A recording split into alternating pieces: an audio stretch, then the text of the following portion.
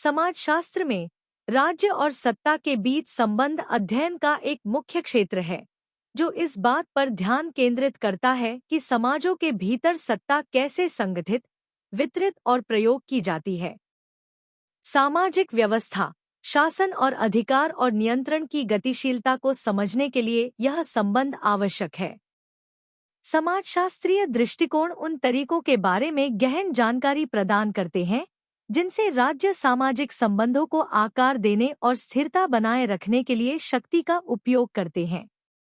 यहाँ हम प्रमुख समाजशास्त्रीय सिद्धांतों, ऐतिहासिक संदर्भों और समकालीन मुद्दों की जांच करके इस संबंध में गहराई से जानेंगे। राज्य और सत्ता के समाजशास्त्रीय सिद्धांत।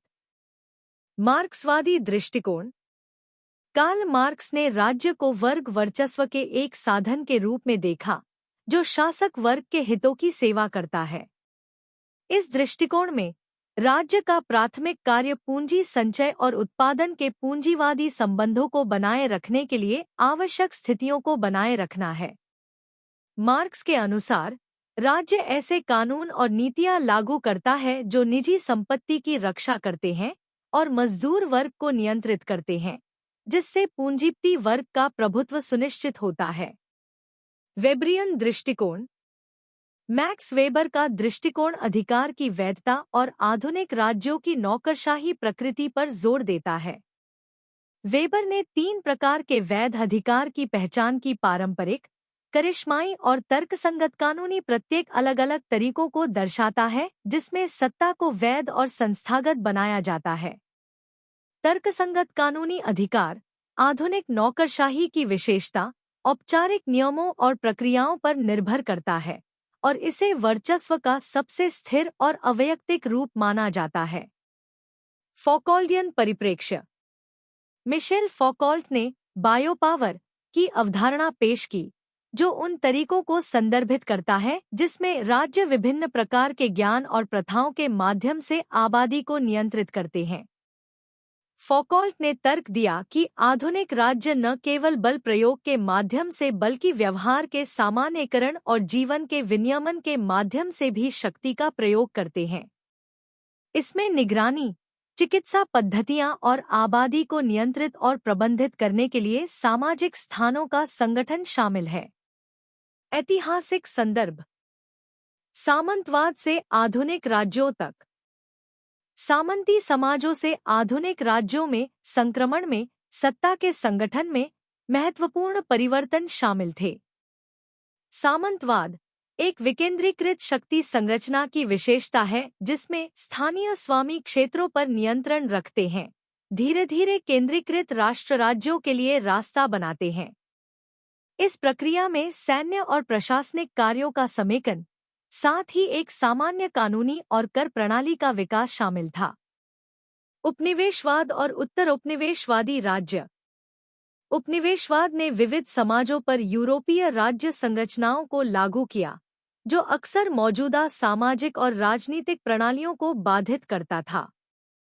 उपनिवेशवाद की विरासत में कृत्रिम सीमाएं, केंद्रीकृत प्रशासन और आर्थिक शोषण शामिल हैं।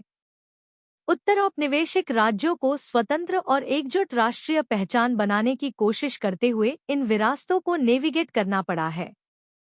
विऔपनिवेशीकरण प्रक्रिया ने राज्य की वैधता के मुद्दों और प्रभावी शासन स्थापित करने की चुनौतियों को उजागर किया है। समकालीन मुद्दे। वैश्वीकरण और राज्य संप्रभुता। वैश्वीकरण ने आर्थिक, राजनीतिक और सांस्कृतिक परस्पर निर्भरता के नए रूपों को पेश करके राज्य और सत्ता के बीच संबंधों को बदल दिया है। राज्य अब एक वैश्विक प्रणाली का हिस्सा है, जहां बहुराष्ट्रीय निगम, अंतर्राष्ट्रीय संगठन और वैश्विक बाजार महत्वपूर्ण प्रभाव डालते हैं। यह राज्य संप्रभुता की पारंपरिक धारणाओं को चुनौती देता है और राज्यों को सत्ता और नियंत्रण बनाए रखने के लिए अपनी रणनीतियों को अनुकूलित करने की आवश्यकता होती है। कल्याणकारी राज्य। 20वीं सदी में कल्याणकारी राज्यों का विकास सामाजिक और आर्थिक जीवन में राज्य शक्ति के महत्वपूर्ण विस्तार का प्रतिनिधित्व करता है। कल्याणकारी राज्य स्वास्थ्य सेवा, शिक्षा और सामाजिक सुरक्षा जैसी कई सामाजिक सेवाएं प्रदान करते हैं, जिनका उद्देश्य सभी नागरिकों के लिए न्यूनतम जीवन स्तर सुनिश्चित करना है। यह बदलाव राज्य की जिम्मेदारी और सामाजिक कल्याण और समानता को बढ़ावा देने में राज्य शक्ति की भूमिका की व्यापक समझ को दर्शाता है। निगरानी और सुरक्षा। राज्य प्रौद्योगिकी में प्रगति ने राज्यों को अपनी निगरानी क्षमताओं को बढ़ाने में सक्षम बनाया है, जिससे गोपनीयता और नागरिक स्वतंत्रता के बारे में चिंताएं बढ़ गई हैं। व्यापक निगरानी और डेटा संग्रह की विशेषता वाला सुरक्षा राज्य खतरों को रोकने और व्यवस्था बनाए रखने का प्रयास करता है। समाजशास्त्री व्यक्तिगत स्वायत्तता, सामाजिक नियंत्रण और सुरक्षा और स्वतंत्रता के बीच संतुलन के लिए निगरानी के निहितार्थों का अध्ययन करते हैं। शक्ति की गतिशीलता और सामाजिक संरचनाएं। वैधता और सहमति। राज्य की शक्ति का एक प्रमुख पहलू इसकी आबादी से वैधता और सहमति प्राप्त करने की क्षमता है।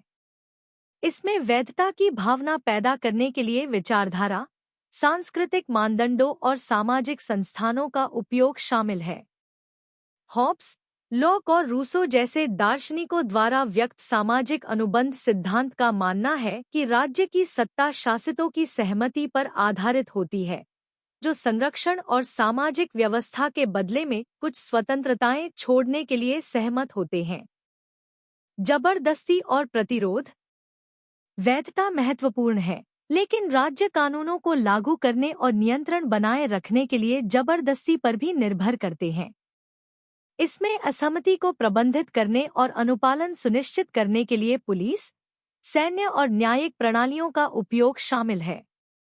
समाजशास्त्रीय अध्ययन अक्सर प्रतिरोध की गतिशीलता पर ध्यान केंद्रित करते हैं, यह जांचते हुए कि सामाजिक आंदोलन, विरोध और सामूहिक कार्रवाई के अन्य रूप राज्य की शक्ति को कैसे चुनौती देते हैं और बदलाव लाने की कोशिश करते हैं।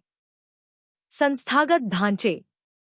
राज्य की शक्ति का प्रयोग विभिन्न संस्थागत ढांचों के माध्यम से किया जाता है, जिसमें कार्यकारी, विधायी और न्यायिक शाखाएं, साथ ही नौकरशाही एजेंसियां शामिल हैं। इन संस्थानों की संरचना और कार्य यह समझने के लिए महत्वपूर्ण है कि सत्ता कैसे संगठित और कार्यान्वित की जाती है। समाजशास्त्री विश्लेषण करते हैं कि संस्थागत व्यवस्थाएं नीति परिणामों, संसाधनों के वितरण और विभिन्न सामाजिक समूहों के प्रतिनिधित्व को कैसे प्रभावित करती हैं। राज्य की शक्ति के लिए चुनौतियां। आंतरिक चुनौतियां। राज्य की शक्ति के लिए आंतरिक चुनौतियों में भ्रष्टाचार, राजनीतिक अस्थिरता और सामाजिक असमानता शामिल हैं। भ्रष्टाचार राज्य संस्थानों की प्रभावशीलता और वैधता को कमजोर करता है, जिससे जनता का विश्वास कम होता है। राजनीतिक अस्थिरता, जो अक्सर गुटबाजी, कमजोर शासन या आर्थिक संकटों के कारण होती है, राज्य की शक्ति को कमजोर कर सकती है और सामाजिक अशांति को जन्म दे सकती है। सामाजिक असमानता, जो धन, शिक्षा और स्वास्थ्य में असमानताओं में परिलक्षित होती है, सामाजिक सामंजस्य और राज्य की वैधता के लिए महत्वपूर्ण चुनौतियां पेश करती है। बाहरी चुनौतियां।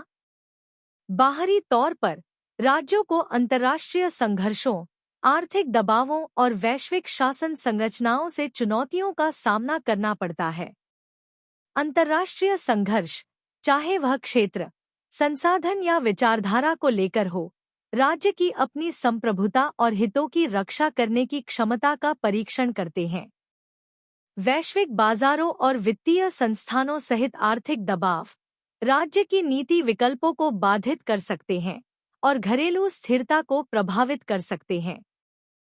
संयुक्त राष्ट्र और विश्व व्यापार संगठन जैसी वैश्विक शासन संरचनाएं राज्य के व्यवहार को प्रभावित करती हैं और एकतरफा कार्रवाइयों को सीमित करती हैं। गैर-राज्य अभिनेता। बहुराष्ट्रीय निगमों, गैर सरकारी संगठनों, एनजीओ और आतंकवादी समूहों सहित गैर-राज्य अभिनेता विभिन्न तरीकों से राज्य की शक्ति को चुनौती देते हैं। बहुराष्ट्रीय निगम आर्थिक नीतियों और नियामक ढांचों को प्रभावित कर सकते हैं, अक्सर सार्वजनिक हितों पर मुनाफे को प्राथमिकता देते हैं। एनजीओ मानवाधिकारों, पर्यावरण संरक्षण और सामाजिक न्याय की वकालत करते हैं, राज्यों को जवाबदेह ठहराते हैं और कभी-कभी राज्य की नीतियों से टकराते हैं। आतंकवादी समूह राज्य की सुरक्षा के लिए सीधा खतरा पैदा करते हैं और हिंसा के कृत्यों के माध्यम से सामाजिक व्यवस्था को बाधित कर सकते हैं। निष्कर्ष: समाजशास्त्र में राज्य और सत्ता के बीच का संबंध बहुआयामी और गतिशील है, जिसमें अधिकार, वैधता, जबरदस्ती और सहमति के बीच जटिल अंतःक्रियाएं शामिल हैं। ऐतिहासिक विकास और समकालीन चुनौतियां इस संबंध को आकार देती हैं, जो प्रभावित करती हैं कि राज्य कैसे नियंत्रण बनाए रखते हैं और सामाजिक व्यवस्था का प्रबंधन करते हैं। समाजशास्त्रीय दृष्टिकोण राज्य की शक्ति के तंत्र, प्रतिरोध की गतिशीलता और तेजी से परस्पर जुड़ी दुनिया में शासन की विकसित प्रकृति के बारे में मूल्यवान अंतर्दृष्टि प्रदान करते हैं। इन गतिशीलता को समझना आज समाजों के सामने आने वाले दबावपूर्ण मुद्दों को संबोधित करने और अधिक न्यायसंगत और न्यायपूर्ण सामाजिक व्यवस्था को बढ़ावा देने के लिए आवश्यक है।